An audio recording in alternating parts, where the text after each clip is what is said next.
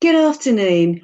I'm really pleased to welcome you to this event, From a Broken Economy to a People's Economy, the international change we need. As probably people are aware, this is part of Arise, which is an online festival of Labour's left ideas and supported by a number of groups, including the Labour Assembly Against Austerity. My name's Ruth Hayes. I'm chair of Labour Women Leading and I'm on Unite the Union's executive committee. I'll be chairing this afternoon's session. We're going through a major crisis and we need to put forward ways to transform our economy and put people, health and planet first. Arise is a celebration of internationalism and unity. And really this event couldn't be more timely as we face Trump and Trumpism in the middle of the current pandemic. And we're really delighted to be joined today by speakers from Spain and the US. Due to an amazing level of interest, as well as being a Zoom webinar, we're also going to be streaming live direct from the Arise YouTube page and across various Facebook pages. As the event goes on, please do post questions in the comments below the stream that you're watching and in the Q&A section on Zoom. And we'll be able to put some questions to our panel later on. I'm really excited to listen to our speakers this afternoon. So the people we have speaking will be Liam Young, who is a Labour candidate in the Greater London Assembly elections, which will now be taking place early next year. John McDonnell MP, who's been a fantastic supporter of Arise events in recent years and whose work I'm sure is very well known. Apologies if I don't pronounce this correctly, but Txema Guijarro García, an MP for Spain's left-wing Podemos party and General Secretary of its parliamentary group. And then finally, Mark Weisbrot, who's an economist from the Washington-based Centre for Economic and Policy Research. So I'm sure you'll agree it's a fantastic lineup. So we'll move straight to our first speaker, who will be Liam Young. So welcome, Liam. Thank you, Ruth. Just before I start, I just wanted to say and send my solidarity to all those protesting today as part of the Black Lives Matter campaign. We're seeing that across the globe today, so I think it's right to note that. When we talk about building an economy for the people or for the many, I'm mindful of the fact that most people struggle or don't feel brave enough to enter debates about economics. Some polling in the UK recently has suggested that only just over 10% of people feel that the media and politicians talk about the economy in a way that is accessible and easy to understand. And that's a real problem because ordinary working people need to be engaged and involved in the debate. But instead, they see economics as the sort of domain of academics or policymakers where difficult jargon and specialized theories rule the roost. Now, this jargon and these theories have their place, just as academics and policymakers do. And I'm not going to go down any sort of Michael Govian thought process here in saying that experts don't matter, because obviously they do. But I just believe that in order to make the biggest difference, we need to make sure that people feel able to take part in the debate. So I want to talk a little bit today about how we make the discussion surrounding economics more accessible so that we can enact change and make people feel that the conversations we have are linked to their lived experiences. One of the reasons that it is so hard to convince people of the necessary changes that we need to make is because it's become near impossible to even imagine that anything could be different from the way that it is now. And obviously this is something that Mark Fisher wrote very eloquently about. And if I can quote one of the things that he said, emancipatory politics must always destroy the appearance of natural order. It must reveal what is represented and presented as necessary and inevitable to be a mere contingency, it must make sure that what was previously deemed to be impossible seem attainable. And that for me is the task that we all have in front of us. And it's the one we have to tackle first before we even begin to convince people about specific policies and ideas that we all know we need to take us forward. The current crisis surrounding coronavirus has perhaps made this easier. Take the following as an example. Nearly a quarter of British employees now have their wages paid by the state through the furlough scheme. In some areas, it's as high as a third. Now, imagine if John, for example, had floated a sort of pandemic preparedness paper ahead of the 2019 general election and suggested that this might be one of the measures that the British government might need to institute should we, be facing a pandemic. I don't need to spell out what some of the front pages of the newspapers would have said about it, this crazed communist or Marxist idea that John would have been presenting to transform the state.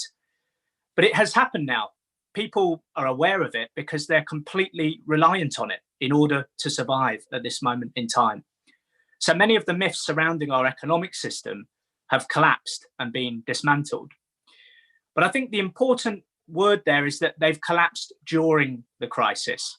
And that doesn't necessarily mean that once the crisis is over, or once the pandemic is over, that people will remain in that area of thought. And what I mean by that more literally is that the Conservatives' language on the economy, which is very simple and easy to understand, despite the fact that we disagree with it, may become pervasive once again. And I can hear it now. I can hear the Chancellor or the Prime Minister saying, we acted during the crisis, we did what we needed to do, but it's completely unreasonable now to expect us to continue to pay people to not do their jobs. And unfortunately, I think a lot of people will turn around and sort of say, well, yeah, maybe they're right. Because after decades of neoliberal economics, it seems like a very simple message to understand, despite the fact that over the course of the last few months, the complete opposite has been demonstrated to be true. So the question I'm asking on the economy at the moment is how the left makes the universal truths that have become apparent during this crisis seem easy to understand. What is our alternative message to what will be their reverting back to rugged individualism?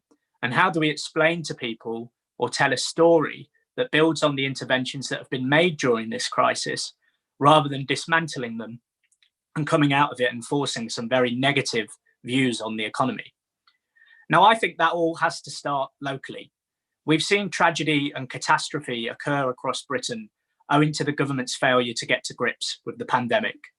But in their absence, what we have seen are local communities stepping up to the task of serving their neighbours and protecting the vulnerable.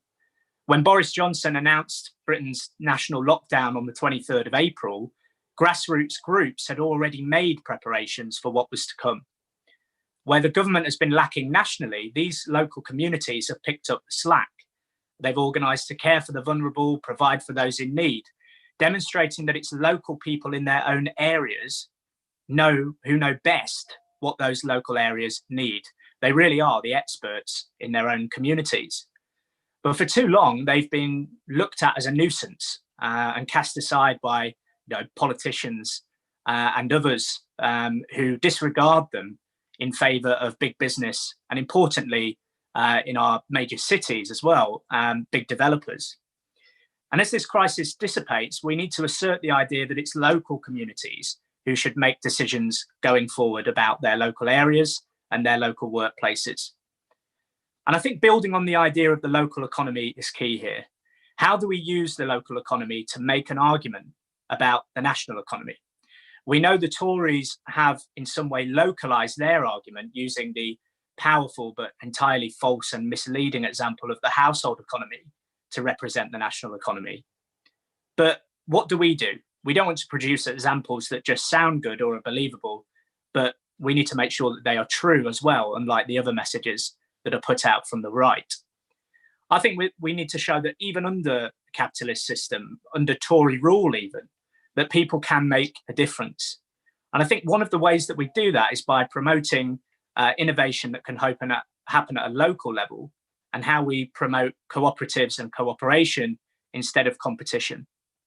Now, I don't pretend to have all the answers on this. Like most people on the panel, I wouldn't class myself as an economist, if you like.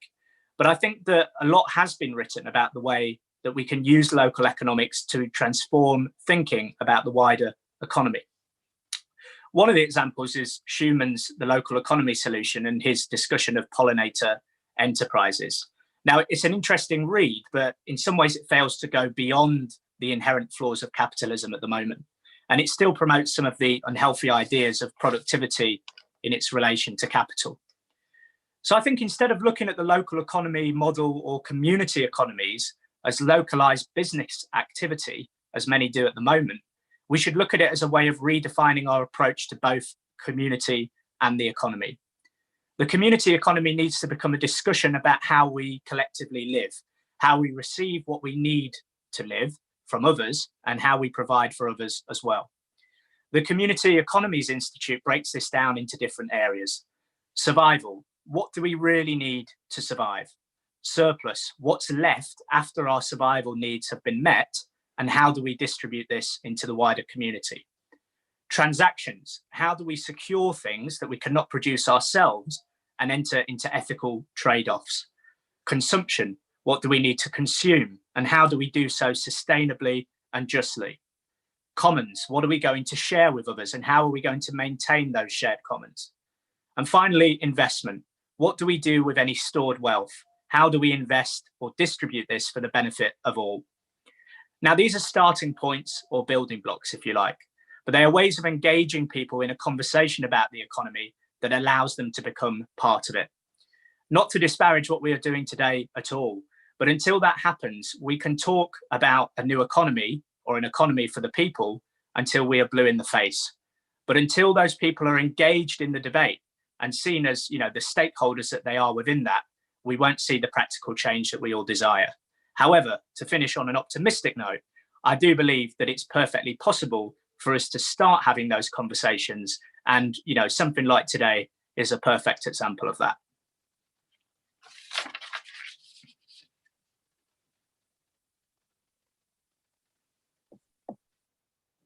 Thank you very much indeed, Liam. That was really interesting and a great start to the afternoon. I always find that you're great at communicating what are sometimes complex ideas in a way that's really understandable, and it is really important at the moment that we have space for that discussion. It's great to have so many people with us this afternoon.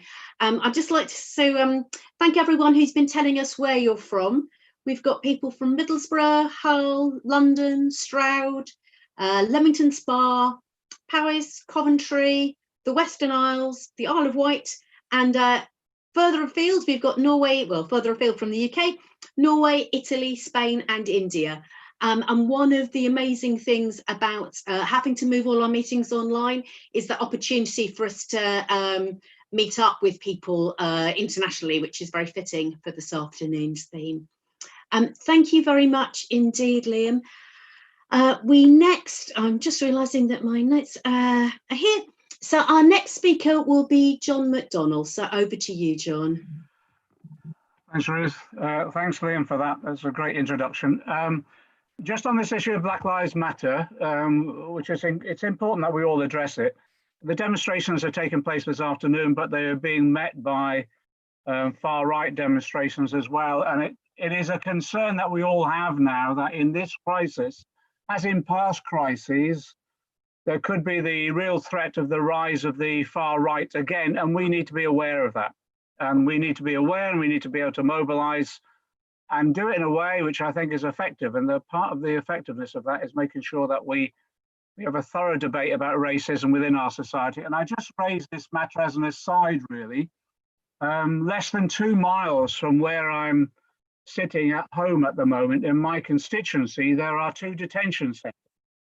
And these detention centres, the history of them is interesting. 20 years ago, as the local, well, longer, maybe 20, 30 years ago, as a local GLC councillor, and then as the local member of parliament, I would visit the detention centre at Harmansworth, and it would be a couple of Nissen huts with no more than about 20 people in, if that. And they were usually people detained there for a limited period of time, either eventually deported or then put back within the community. Harmansworth and Colnborough now, they're 2 detention centres located on the same site. They house nearly 1,000 people now. And the vast majority of them have committed no crime whatsoever. In fact, virtually all of them. There's occasionally someone who's committed a crime and they're dead for a limited period of time before they're deported, but the 99.9% of them have committed no crime whatsoever, other than coming to this country to seek safety or to seek an attempt to lift themselves and their families out of poverty.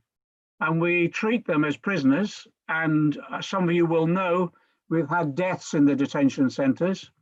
And on 2 occasions, there's been riots where Harmersworth has actually been burnt down. We're worried at the moment about the numbers detained with the COVID-19 pandemic going throughout the prisons as well as the detention centres.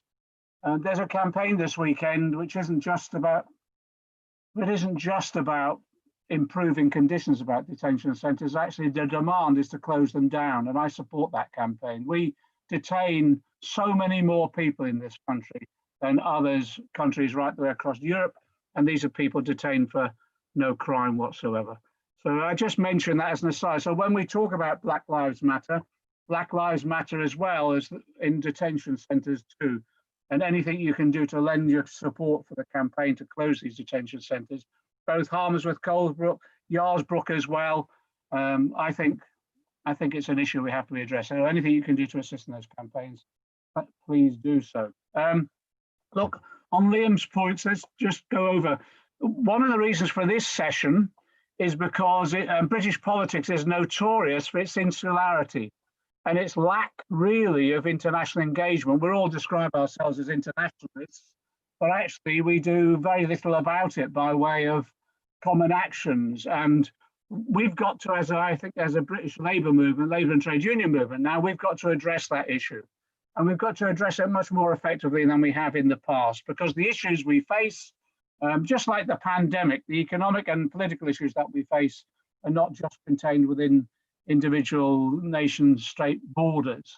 And we've got to see now, first of all, are we facing similar issues and how can we address them? But also, I think in terms of British politics, we've got to start learning the lessons from some of our colleagues. And that's why on the platform, we've got Txema from Podemos and the work that they've been doing in building a mass movement.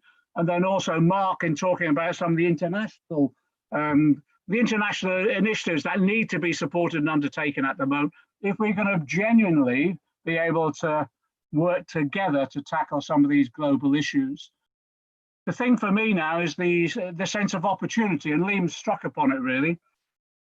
We were already in a situation in this country and elsewhere where neoliberalism and its hegemony, its dominance was being challenged and was breaking down. And it was breaking down because the system was failing dramatically as a result of the dominance of neoliberal policies around, well, the suppression of trade union rights, the privatization and cuts within our public services, the trickle-down economics of tax cuts to the rich that were meant to trickle down to the rest of society and never did, and simply engrossed the wealth of the top 1% in particular, but also the crisis that we now face, which is the existential threat of the exploitation of our environment to the point we're putting the whole planet at risk.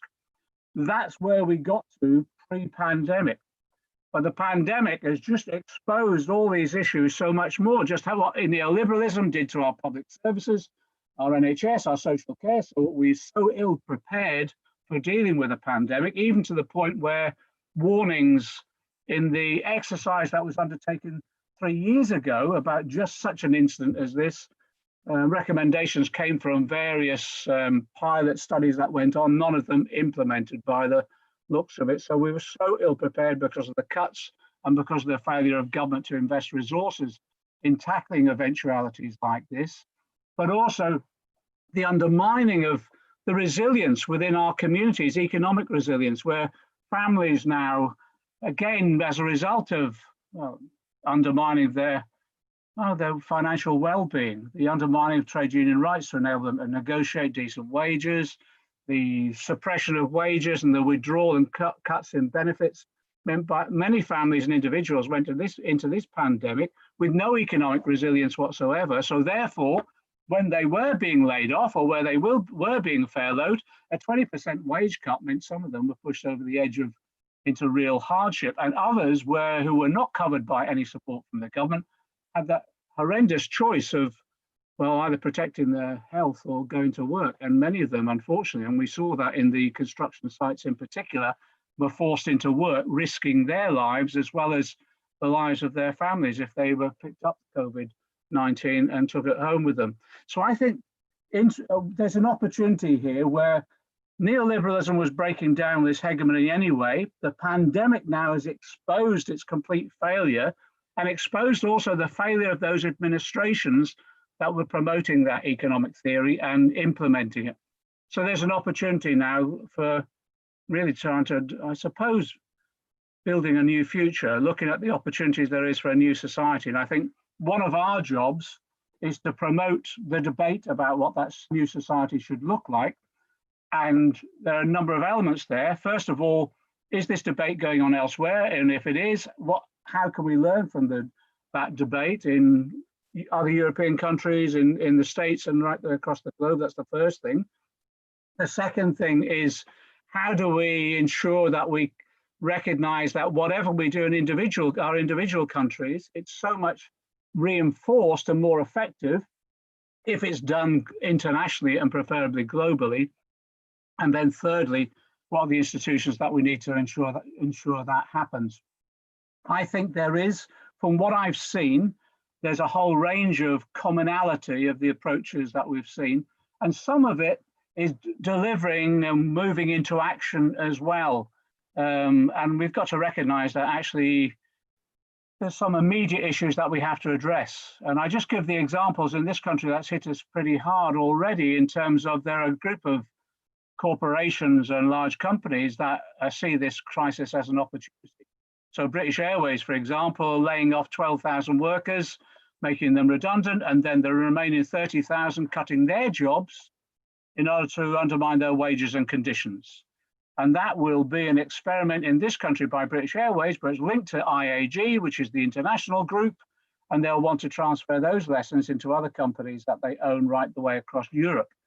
It's the same with, we've got P&O ferries, but we're seeing in the shipping sector exactly the same happening. P&O are laying off 900 UK seafarers, and they're recruiting Filipino workers at £4.50 an hour. So cutting the wages of workers, and those Filipino workers exploited in a way where they're 6 months at sea, 6 months on and off the ferries with no break and at pittance of wages, and real exploitation, at putting lives at risk, as we've seen on those ferries in the past when they're reducing the size of the crew. So again, it's a global international issue. We've just seen it this week as well with Sonic. IWGB, the trade union that are working with others, have had their members, trade union members, their trade union representatives sacked by Sonic. And these largely because they won a dispute over pay last year, and this is the revenge of the company. But that company operates right the way across the globe. It's an Australian-based company, and they're doing the same elsewhere, sacking trade unionists, at the same time threatening wages and further redundancies. All of these are beginning to generate international actions. The Bakers Union, for example, working globally now on the McDonald's campaign. McDonald's are reopening in this country, but they're reopening with the same levels of low wages and exploitation and zero-hour contracts. So now the Bakers Union in this country working globally in terms of, well, as we see, days of action that start with the sunrise in Australia and then goes right the way across the globe. So what we're seeing now is the same practices being pursued against working people, but actually the generation now of much more global solidarity that's taking place. And I think that's a real breakthrough, and that's what we have to build upon. And the other issue then is, can we now, not just within the UK, but can we, with our international partners, can we look at a global program of an economic alternative?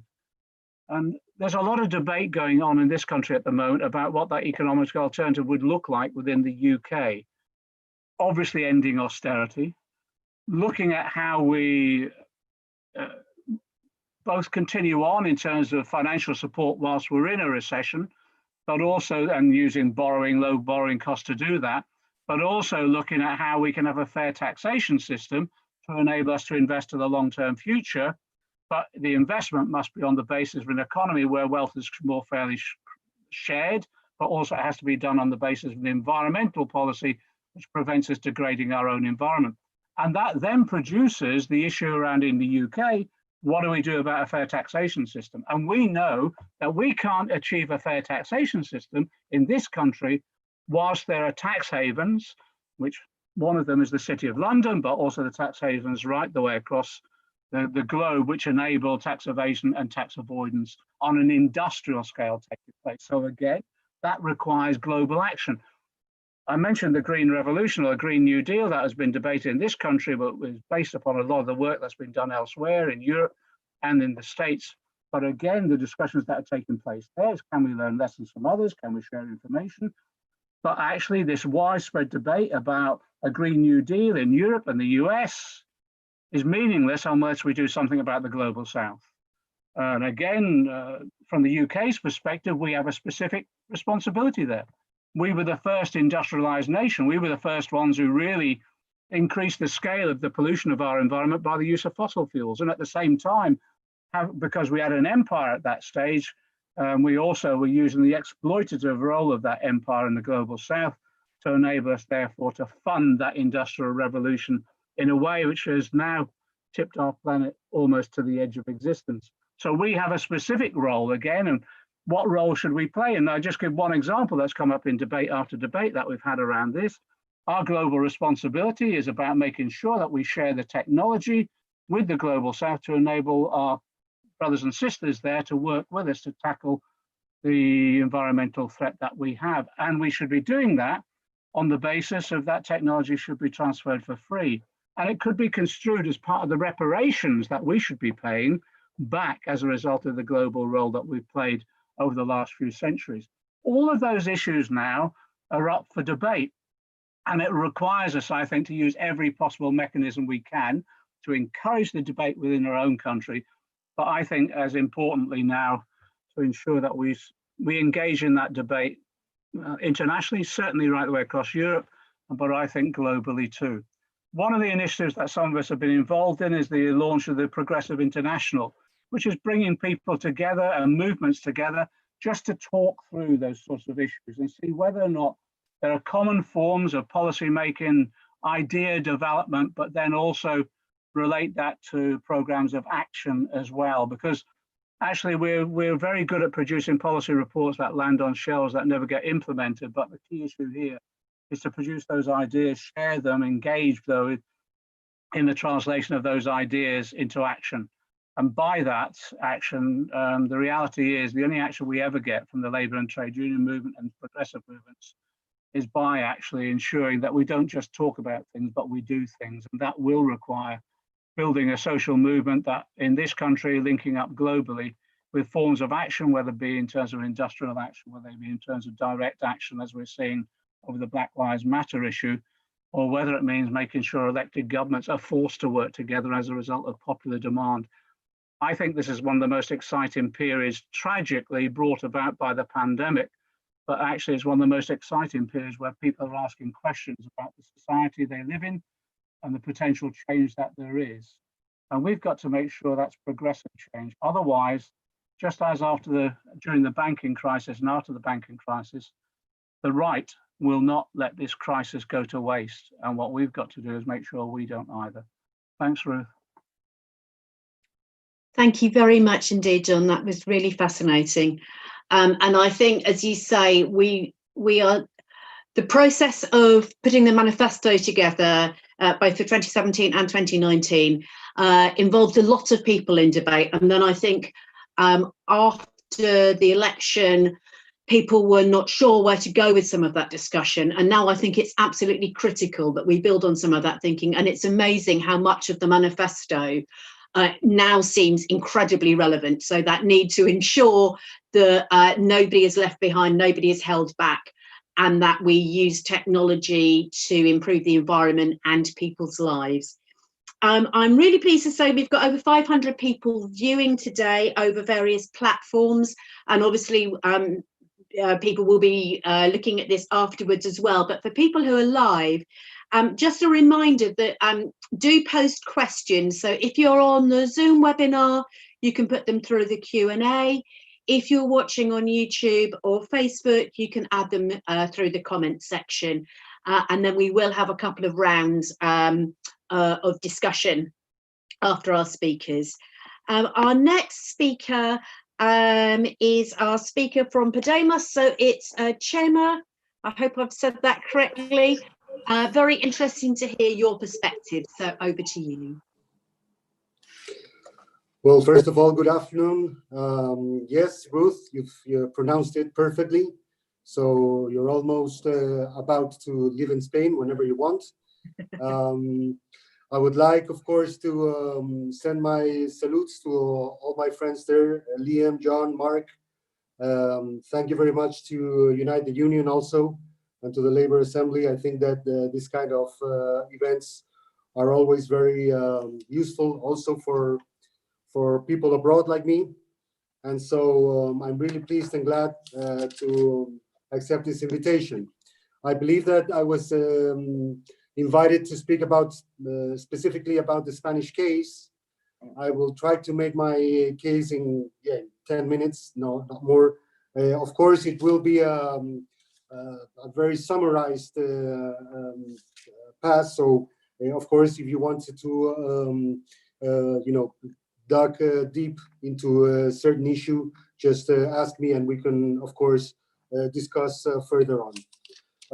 The first thing I would like to say is that the general picture that we have in Spain after this health crisis is tragical. As you know, Spain has been one of the countries that has been hit most in the European concert.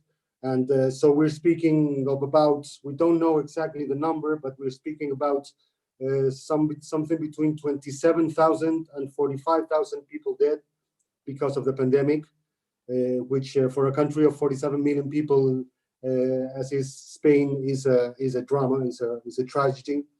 But of course, the big question that we ask ourselves is what comes next? Because after this health crisis, it is obvious that we are going to engage into a social and economic crisis, which dimensions it's difficult to imagine right now. We know that our GDP is going to go down over 9%. That is the highest number that Spain has suffered from the Spanish Civil War. So it's a historical number in a lot of senses. The pundits say that we will recover somewhere around 2022-23. So it's kind of obvious that we will have to cross this desert for the next couple of years, see how we do it. And it's also a consensus among pundits that our unemployment rate will shoot up over 20%. 20%. I underline this number because it gives an idea of the social drama that we are going to face in very few weeks along. Of course, the previous context that we had in our country did not help very much to face this situation. As you know, we already had an institutional crisis that had to do very much with the Catalonian tensions that we're suffering, the territorial model that we call here in Spain. We know that we have a fragile economy as a productive model. It's a fragile economy, the Spanish one, because it's highly dependent on services, especially on tourism, as you very well might know. That means that when this kind of pandemic comes along and frontiers are shut down, and this kind of services are possibly the main, the ones that are most affected. So you can imagine a country that has had such a big blow from the pandemic and that has such a dependency from tourism. If you put together two issues, you can have the combination of this drama that we're living, right? Of course, the political situation does not help very much, since, as you know, we are co-governing. There is a coalition government among Partido Socialista Obrero Español, PSOE, the Socialist Party, that is, and Unidas Podemos, that is my party. It's the first coalition government that we've ever had in democratic Spain. over the past 40 years. So it was already a huge experiment. And now we're dealing this scenario, as we say, right? But as I was saying, not only is the first time that we have a coalition government, we must also acknowledge that the government itself is based upon a very weak majority. And in that sense, I would like to remind you that out of the 350 seats that our Congress has, the government, we might say, I mean, that's the sum of Partido Socialista and Unidas Podemos. Podemos joins up to 155. So that's very long way from the majority. And of course, you have to add to that a highly polarized situation with a new far right party, which is called Vox, which is everything but new in Spain, right? It has this old smell from Francoism that makes it really, really very old. But as I say, it's one of the new actors in the political agenda in Spain. Anyhow, once you have the scale of the challenge that we're facing, from our party, we have decided to face this situation on a one target, basically. That target is to rebuild our welfare state upon certain consensus, which we believe as a party that have strengthened, have consolidated during this pandemic crisis. And we always say here that bad news always bring something good with it. Maybe the only good thing that we may have from this horrible situation that we're facing is the fact that, as I say, certain social consensus that were not very much tied up before are beginning to consolidate in a very specific way. And I believe, and we believe as a party, that must be our main active to face the situation. I would like to only to mention these 4 basic consensus that we believe have strengthened over these last weeks. First of all is that the environment matters, very important consensus. This ecological debate in which we have been engaged over these past years has acquired a new light after what has happened, and of course it has to do with the fact that environment must be cared upon, and that is, as I say, one of the first consensus. The second of the consensus would be that public services are vital, not only for the livings of low-income people, but also for the whole society. And the fact that this wealth crisis has put this truth on a very specific and highlighted way, I think that it's also important to highlight. And in that sense, our Sistema Nacional de Salud, which is, just to translate as your NHS, has acquired, as I say, a new value to the eyes of the Spanish people. And I think that, as I say, that it's also an opportunity to build upon. A third consensus would be no one stays behind, nadie queda atrás, we say, no one stays behind. And this is a leitmotif that has been repeated widely over these past weeks in Spain. I think that it has had a lot of gravity, not only upon the left party or the left wingers, we could say, but it's also that is beginning to spread upon also this other right-wing part of our society. And in that sense, I always like to feel that we as a party are working very much on this Gramscian idea of winning hegemony from the concrete reality that we're facing, not by speaking or talking about academic debates, but by speaking about what people face on a daily basis. And our fourth last consensus, I would say, that is the need of a really progressive fiscal system. The only way to sustain a welfare state at least the one that we want as a society, needs to have a progressive fiscal system to attend it. I think that John also made some point before me about this issue, but I think that it's vital to understand also that this is the key factor in order to have a welfare state. I'd like to speak as a last point, in order to finish, about this minimum income that we have approved, we have passed in Spain last week. It's something historical for our country, something that our party had been pushing forward for the past 5 years. So we feel that at last week, we finally reached one of our main goals, but we feel, of course, that it's only a first step in a very long way that we still have to run. I'd like just to point out of this measure, this minimum income measure, that one of the main characteristics of it is that even though we are living on such a polarized political situation, this measure was passed last week without any opposition. Even the far right party, Vox, did not oppose this measure, because I say they understand that it's a social consensus and that they cannot fight this social consensus, right? So as I say, this is the way in which we believe we can advance on very concrete, very specific measures that will win our public to our side.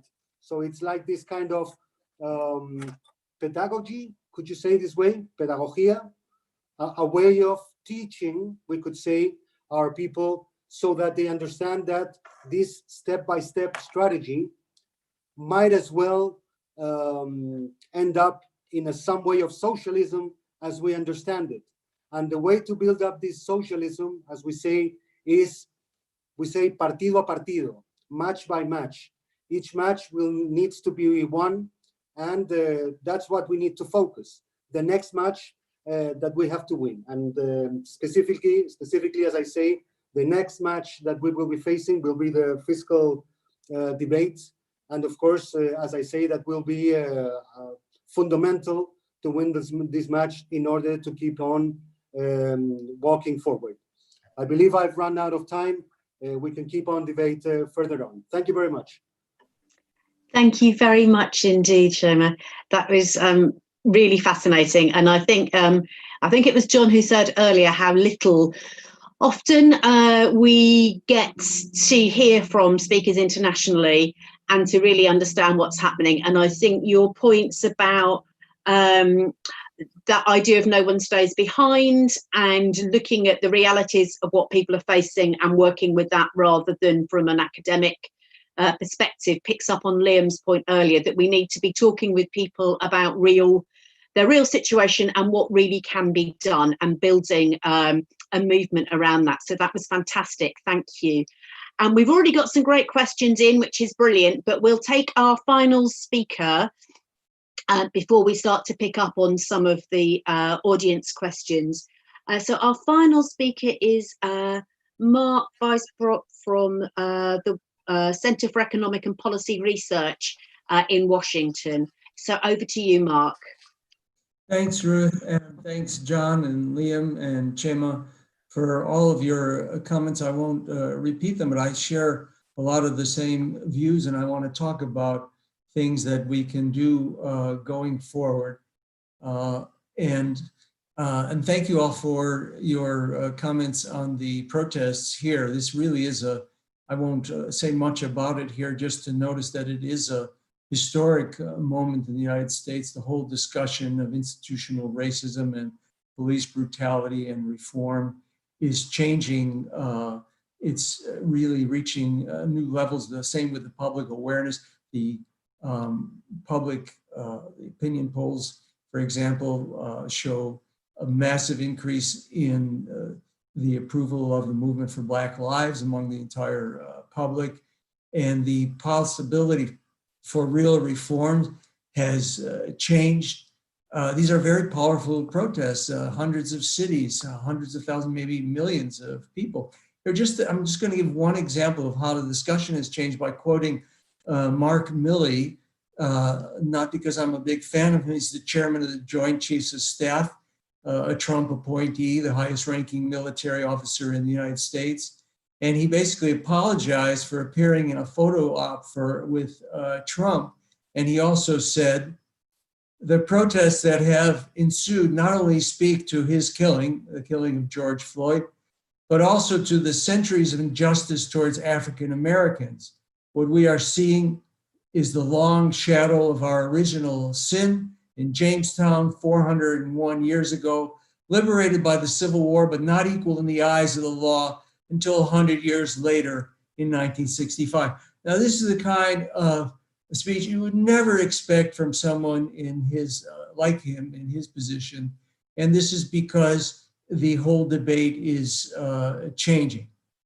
And Democrats in Congress proposed the Justice in Policing Act of 2020, a number of police reforms. We've never had anything like this, proposed police reforms in various cities, including Minneapolis and New York. So this is real change going to come out of this. Now I'm going to focus on the economy, and not just in the US, but in the world, because here I think it's a similar set of opportunities, and because the,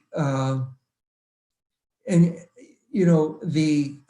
I should mention, by the way, that the racism of the pandemic is really become evident as African Americans, people of color, have a vastly higher rate of dying from COVID in the United States, and also have been hit much harder by the deep recession as well. So this is the kind of so out of this, just as out of the New Deal, we got a set of reforms. I think some of the reforms are coming, and I want to talk about that. But first, the overall situation in the U.S., unemployment is over 16% right now. These are really Great Depression levels. The economy is projected to fall by more than 6%, shrink real GDP by more than 6% this year. And so this is really bad. Now on the positive side, and where I think real reform has, some of it's already happened, but some of it is coming, you do have a change in macroeconomic policy, and you had this beginning in 2008. And I want to emphasize this, I'm going to come back to it on the international level, and that's monetary policy. The Federal Reserve has pushed interest rates immediately to near zero, and has also created over $3 trillion in quantitative easing in just the past couple of months. And the fiscal policy is also a near record deficit. I mean, going back to World War II, you have to go to see the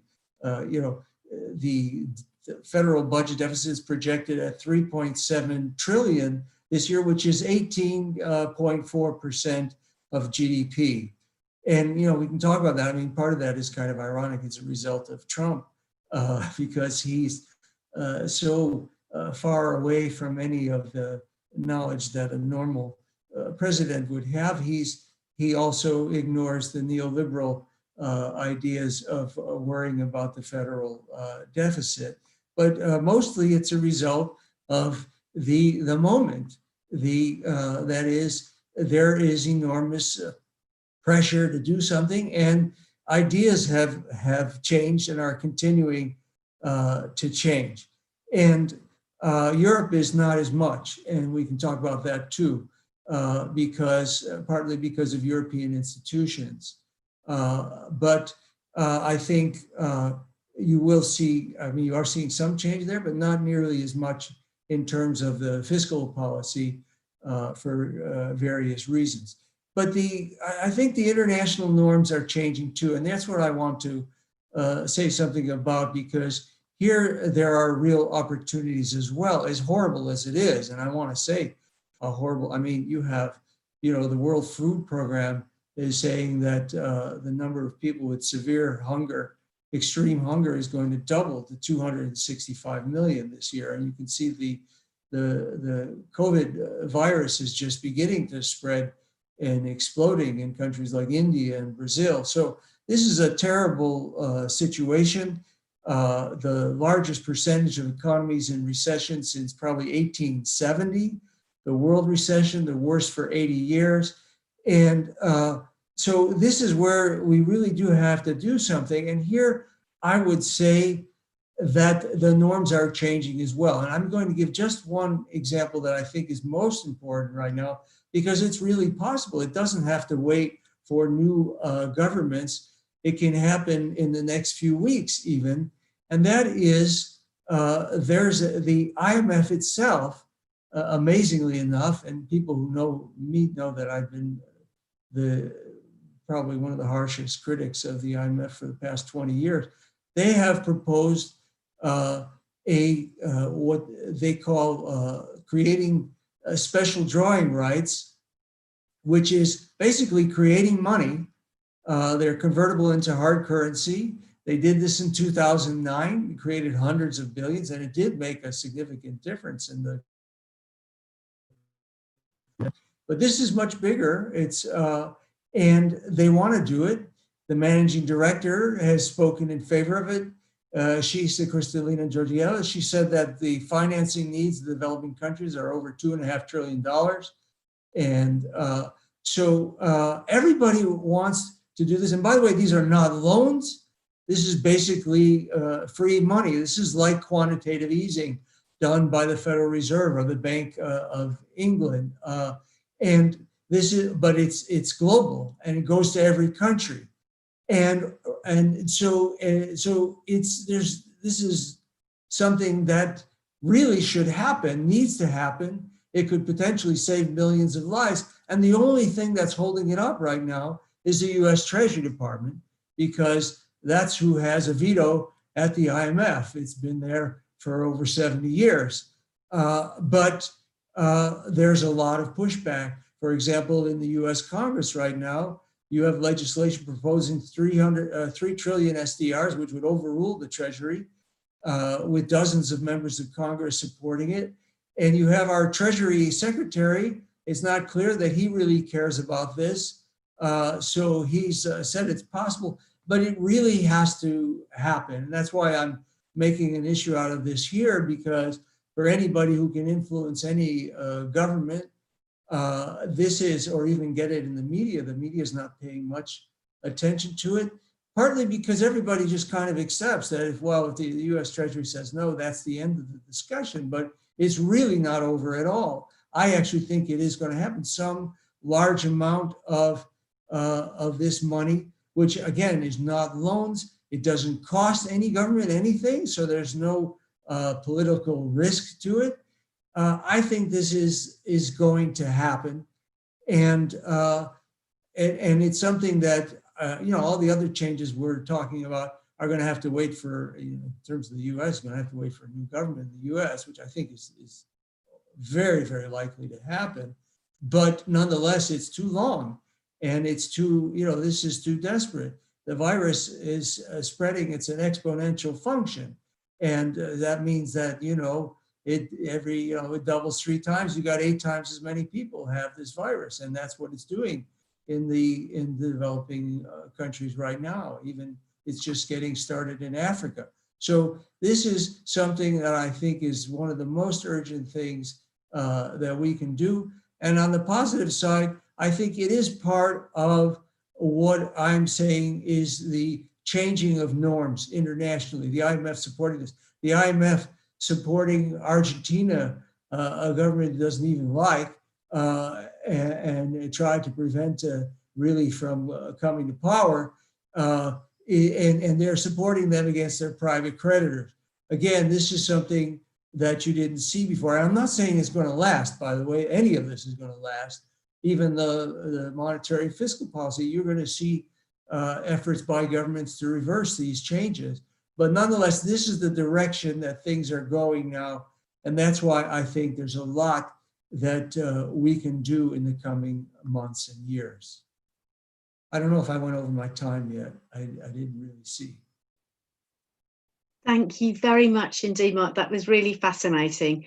Yes, this afternoon has been a really good opportunity to learn things and to see things from a much more internationalist perspective. That was fascinating.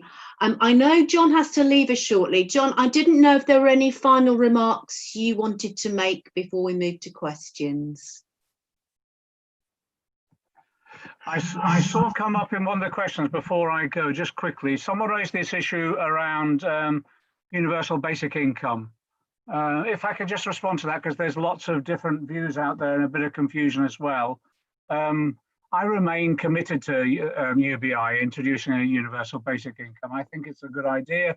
I know there's a debate on the left and on the right about this, but I think it is a way forward. But I don't think at the moment we've won the argument. And that's why in the last Labour manifesto, 17 and 19, we suggested that we should have pilots in a few different UK towns or cities, and a number of cities actually, like Liverpool, Sheffield, others volunteered to do that. I think that's where we're at. And I think in terms of Labour Party campaigning and politics, I think that's what we should be advocating, that they maintain the commitment to those pilots at least. But remember what we're also arguing for as a stepping stone to a universal basic income. And it follows some of this stuff, what's happening in Spain, what Txema has referred to. We're arguing for a income which is guaranteed, so a guaranteed minimum income. And in that way, we can protect people. And I think it is a stepping stone to UBI, but it's something that's readily achievable and the government would have difficulty arguing against. So just to clear that one up, I know it's quite a heated debate around UBI, I can understand, as are many things in our movement, but that's a stepping stone I think we have to use. Okay, anyway, thanks for this. It's been really helpful, and thanks for inviting me on. Okay, I'm sorry I've got another meeting at 3, but Txema and Mark and Liam, thanks ever so much for this. It's been really good. Okay, all the best. Thank you so much, John. That's brilliant. Thank you. I'm going to read out, we've got, I think, 4 questions that have come in from the audience. And then I'm going to give each of our panelists, so running through from Liam, Txema, and then Mark, to have up to 5 minutes to answer which probably 1 or 2 of the questions that you feel are most relevant to you. So the first question is from Rona from Berkshire. How do people feel about how economic decisions have affected non-working disabled people? And the next question is, after the defeat of Bernie Sanders in the US and of the left in the recent Labour leadership elections here in the UK, how do we ensure that left economic ideas stay on the agenda? And I think certainly some of people's contributions have flagged up some ways in which that might happen, but it's a chance to elaborate on any of that. And then the third question, post the pandemic, in all countries, including the US, UK and Spain, it's clear that minorities will be the most impacted. And the writer says, I say this as history has shown that during times of great austerity, it's always minorities that are most financially impacted. With this in mind, what strategies are being introduced by those on the left to protect them? And certainly I think some of the figures that we've seen of the impact of COVID on Black and minority ethnic communities are very, very stark. And I think it's the potential to see change. It was very interesting to hear what Mark was saying about what's happening in the States. And I certainly feel the movement around Black Lives Matter has really tapped into something very fundamental in people's sense of justice and wanting something better for the future. And then the final question, what do you think are the main weaknesses that COVID-19 pandemic has exposed in the global and so-called advanced economies? And how should the left address these weaknesses in the debate about reconstruction after the pandemic? So I guess you've got 5 minutes each, so there's probably only time to answer 1 or 2, but Liam, if we go to you first, thank you. Yeah, let me try to come to a few of them. I guess the one I can speak to first and most is the recent defeats for the left both here in the UK and in the United States. Obviously, the 2019 general election result was devastating for all of us. And I think most of us have spent the last few months reflecting on that, trying to understand what happened, what went wrong over the last few years, and what is the sort of political situation we are in now. Similarly, the sort of defeat of Bernie Sanders, if you like, in the US has led to many people asking the same question. But how we ensure that left politics, left economics remains relevant and part of the debate, I think, is by accepting and understanding that, if I bring it back to the Labour Party here in the UK, the left has existed within the Labour Party long before Jeremy Corbyn was elected as leader. And, Jeremy would be one of the first people to say that. Despite the fact that we had 4 years of people pretending that we were part of a personality cult that only focused on Jeremy, whereas actually we were incredibly involved because we wanted the NHS to be properly funded. We wanted to end homelessness on the streets of Britain. We wanted to have a fairer economy. Those are the reasons that we were so engaged and so encouraged to be part of politics in the modern setting. Despite the fact they made it all about Jeremy, there is a long history of the left within the Labour Party. And, there has to continue to be in the future as we go forward. The way we do that is by having debates like we're having today, and continuing to have these discussions locally with, Labour officials that are elected from councils all the way through to Parliament, all the way up to having these discussions with the new leadership of the party where we can. I think it would be wrong for us to simply withdraw and say, now that, Jeremy has gone as leader and so on, that we simply should almost like pack up and go away and not have these discussions or debates. They're probably more important now than they ever have been. And, John mentioned there the issue of UBI and the debate surrounding universal basic income. We've had, the pilot that took place in Finland and the results of that, and the demonstration of how the pilot improved well-being in the areas where it was tested. Those sort of things need to be discussed now more than ever. And I think it's simply by continuing to talk about them and coming together as a Labour community in the British context to ensure that we do that. And importantly, engaging with unions as well, because one of the things that didn't happen so much during the Corbyn years, if you like, is that the mass surge in membership of the Labour Party wasn't translated into the trade unions, which is a real shame, because, it's part of the Labour rulebook, actually, that if you're going to be a member, you should really be a member of a trade union. And we need to encourage that debate, and the unions need to be at the forefront of organising a sort of new model of collectivism as we go forward out of the pandemic, but beyond that, to the wider issues that we face in our economy. If I could just touch gently then on the question about the economic decisions that are made and the impact on non-working disabled people. And I think this draws into as well, I think it was the third question about post-pandemic, the impact on minority communities. What we see at the moment in the government is just a complete refusal to have any of these voices around the table. The situation with the BAME safety plan, for example, which was drawn up but not published, and now this sort of back and forth over the PHE report into the impact of coronavirus, particularly on minority communities. We're yet to see like the government actually engage with people or listen. And we've kind of seen that in response to the BLM protests and movement as well, that the response from Boris Johnson has been to focus on the discourse surrounding statues, and it has been to address actually the demands that people are making to start to tackle racial injustice in this country and beyond. So I think, just to add one very short part to that, fundamentally, the decisions shouldn't be made without engaging with communities in the first place. And I think that's something that we've really got to push for as we move forward, because we know that Johnson's government just isn't doing that.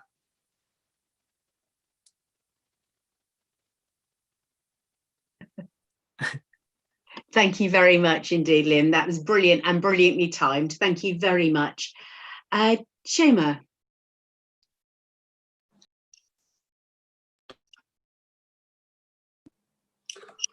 Well, let me just focus on two of the questions that you just announced, the second and the fourth one, because I think it will help me to stress a bit more one of the areas that I had presented in my first intervention.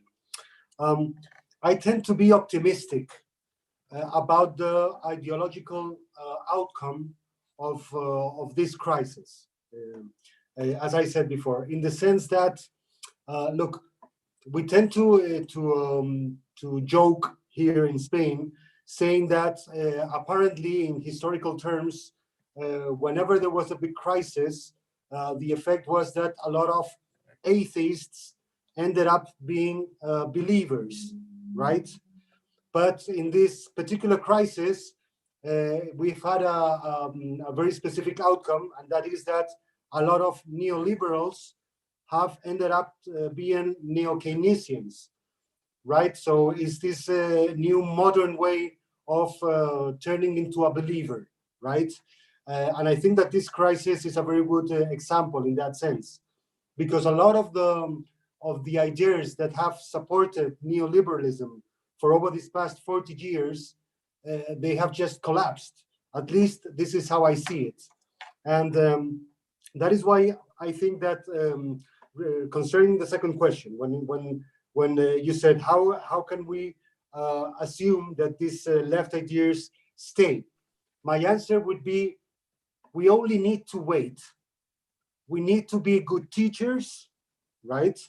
But we need to wait, because right now in this turmoil that we're living, I believe that we are already having this transformation, could we say it in this way, in the sense that, as I say, no one nowadays will doubt about the importance of public policies, of public services, of the role of the state in order to guarantee equality. Certain things that were said to be ideological some time before, but as I say, nowadays are beginning to be a common sense, right? So in the way that we can work in this common sense, making sure that these new realities, these new ideas consolidate, and people start to believe that in order to give a way out of this crisis in a solidarity way, that means that we need a state, that means that we need policies which were used to be left policies, as we call it.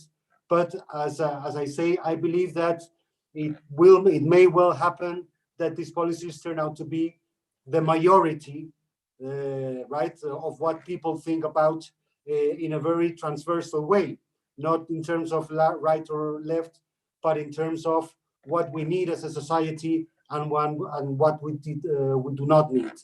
And that's why I want to send also an optimistic way to put it. I think that, of course, the challenge is huge, but we might as well have the best opportunity that we have had in ideological and political terms that we've had in the past 40 years. So we should make the most out of this. Thank you very much. Thank you very much indeed, Txema. That was brilliant. I'm just going to make an announcement before we give the last word to Mark. So I want to thank everyone that's participated. You'll have seen that we will need to stop the chat once the broadcast ends. We've got some really important battles ahead, and we know how important it is to keep campaigning for people, health and the planet to be put before private profit, and how vital international solidarity, as we've seen today, is. We've got to keep working together to insist there's no return to business as usual. Charlotte put a little note in the chat, and I think there is something really important, and Txema's just touched on it, about how we need to support each other and encourage each other. And I would definitely say that the movement of things like mutual aid in the UK, which has just sprung up in response to the pandemic, and the work of trade unions are really vital, and we need, for our own well-being and for each other's, to be part of those collective struggles. The next Arise event will be at 7 o'clock this Monday. That's the 15th of June, with John Trickett, MP, and a great lineup of speakers in cooperation with the fantastic Orgreave Truth and Justice campaign. So that's entitled State Violence, the 84-85 Miners' Strike and the War on the Working Class. They're an amazing campaign, and that sounds like a tremendous event. There's a whole lot of different Arise events. I'd encourage people to watch them, to share them with friends. It's absolutely vital that we do build a sense of what our society should look like. So I'll now hand over to Mark to answer which of the questions he would like to pick up on. Thank you, Mark.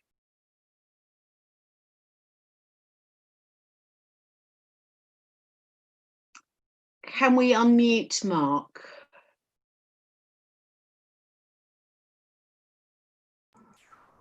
Thank you.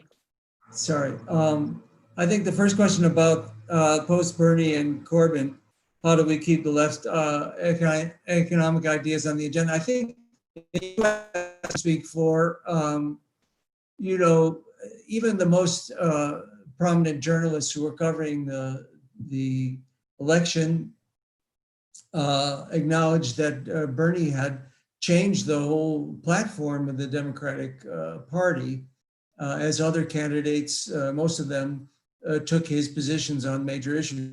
For all, healthcare is a human right, as Bernie said it, free college tuition, a $15 minimum student debt, and of course, all of his proposals on and speeches about the crushing of income. I'm not saying that's going to materialize, but that's definitely on the agenda and will continue here. But it does take a lot of activism to keep it there. The main weakness, I think here, one of the main weaknesses is in spite of the fact that I've spent half my time talking about what the institutions are a major problem. And I would say the IMF, the World Bank, the World Trade Organization, and the fact that they're all controlled by the rich countries. And in the case of WTO, the rules are written by the rich countries. And this is something that has to change and can change on the global level. And finally, on the question of someone raised the questions about minorities, people of color impacted, and by the recession and the world recession. I think, of course, that's true. And I want to point out that the Movement for Black Lives here has put forward a program which includes reparation, police funds that go to the police and spending them on public health, public safety, and education, especially. And so groups here that are fighting for civil rights and against racism and against police brutality do also have an economic program. And I think that's part of what the changes that are going to become increasingly important here. Thank you very much indeed, Mark. Yes, I've certainly found it really interesting reading some of the proposals around defunding police and investing in other programs. And I think that's a fantastic note on which to end today. I hope people will go away, talk about what the speakers have said. There's a chance to read up on some of those issues. Do join the rest of Arise's events. And a huge thank you to all our panel and to the Arise team of volunteers who made today possible. Thank you very much indeed, everybody. Thank you.